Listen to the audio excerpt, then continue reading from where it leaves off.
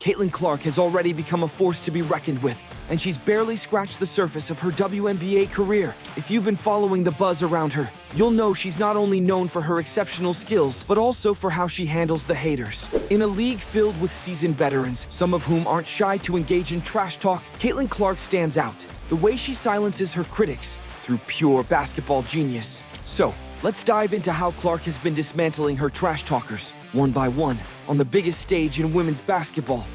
The calm before the storm. Trash talk is part of the game. It's nothing new. It's a psychological tactic meant to rattle opponents, throw them off, and give the trash talker an edge. But when Caitlin Clark steps onto the court, she seems to defy this age-old tactic. She doesn't get caught up in verbal battles or retaliate in the heat of the moment. Instead, she lets her game do the talking. Clark's maturity in handling these situations is remarkable, especially for a player so young. At only 22 years old, having been born on January 22, 2002, Clark has already had a storied basketball career. Whether it was in high school, where she dominated at Dowling Catholic in West Des Moines, Iowa, or during her time at the University of Iowa, she has always had a target on her back. Now, in the WNBA, where veterans like Diana Taurasi and Alicia Clark loom large, Caitlin faces a different kind of challenge. These veterans aren't shy about trying to humble the new kid on the block. But the thing is, trash talk doesn't work on Caitlin Clark, and if anything, it only seems to make her stronger. Caitlin Clark's early years. Caitlin's roots in basketball were laid early. Growing up in a sports-centric family, she started playing basketball at the tender age of 5. Her father, Brent, couldn't find a girls' league for her age group, so she played in boys' leagues. That's where she learned toughness, both physical and mental. This early experience shaped her ability to handle high-pressure situations. As Caitlin grew older, she continued to sharpen her skills. In 6th grade, she joined All-Iowa Attack, an amateur athletic union program in Ames, Iowa. She was playing against older girls, forcing her to be quicker, smarter, and more resilient. She wasn't just competing, she was excelling, showing signs early on that she was destined for greatness. And greatness came in the form of records, accolades, and attention. Clark led the NCAA Division I in scoring during her freshman season at the University of Iowa. By her sophomore year, she was the first player in women's Division I history to lead in both points and assists. Her meteoric rise was undeniable, and so was the attention that followed, both from fans and those looking to take her down a peg. Why they tried to break her.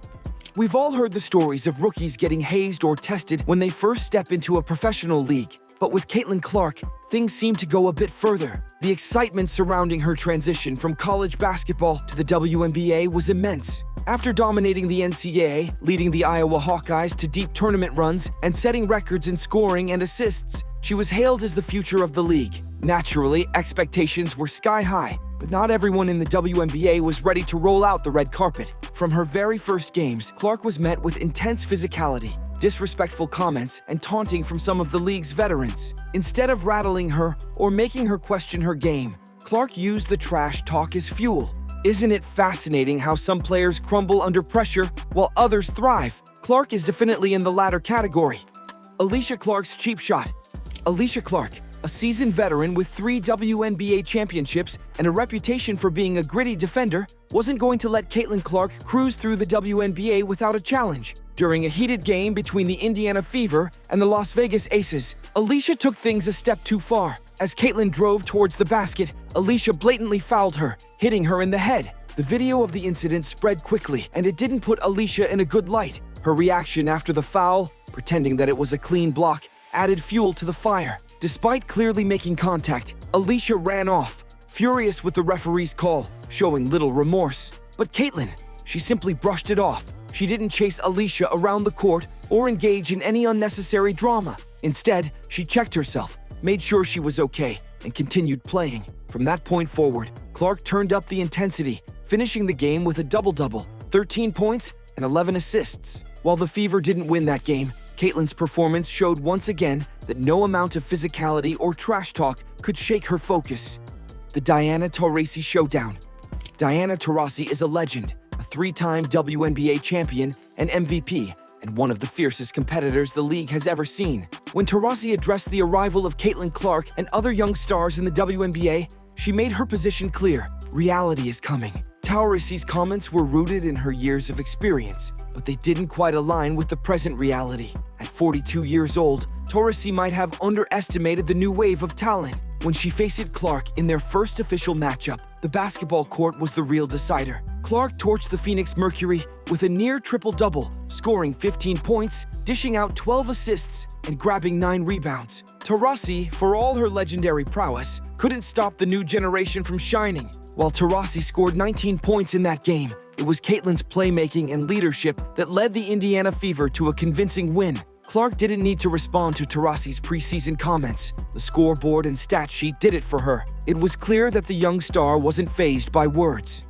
A rivalry born in college.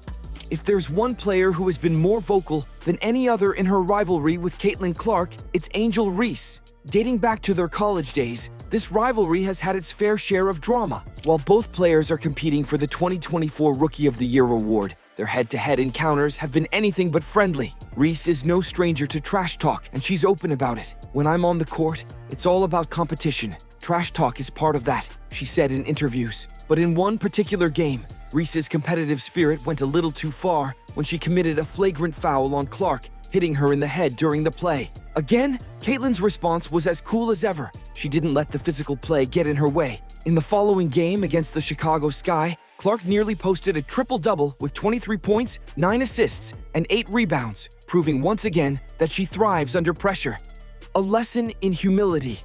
In another example, Victoria Vivians of the Seattle Storm tried to rattle Caitlin Clark. After hitting a deep three-pointer, Clark's celebration sparked some trash talk from Vivians. As the two jogged back on defense, Vivians had some choice words for Clark, which could have escalated into a more heated exchange if not for the quick intervention of teammates. The crowd at Gainbridge Fieldhouse was not happy, booing Vivians loudly, but Clark, unfazed as always. She calmly walked to her coach, didn't engage, and instead let her game speak for her, and it did loudly. Clark ended the game with 23 points and 9 assists, while Vivians logged 0 points in her 9 minutes on the court. The Indiana Fever walked away with a nearly 20-point victory. If Vivians thought she could get into Clark's head, she learned a hard lesson that day. Chennedy Carter's infamous shove. Another player who learned the hard way not to mess with Caitlin Clark is Chennedy Carter of the Chicago Sky. During a game between the Fever and Sky, after Clark nailed a big three-pointer, Carter, in frustration, committed a flagrant foul during a dead ball situation. The foul wasn't just a defensive play gone wrong, it was a shove. A clear sign that Carter wanted to intimidate Clark physically. The shove backfired in more ways than one. Clark remained calm, stepped to the free throw line, and sank the shots, ultimately helping her team sweep the Sky 3-0 in the season series. It was another instance where words tried to tear down Clark, but statistics and performances, Clark's 17.9 points per game and league-leading 8.3 assists, spoke louder than tweets. The Caitlin Clark effect. Why trash talk doesn't work.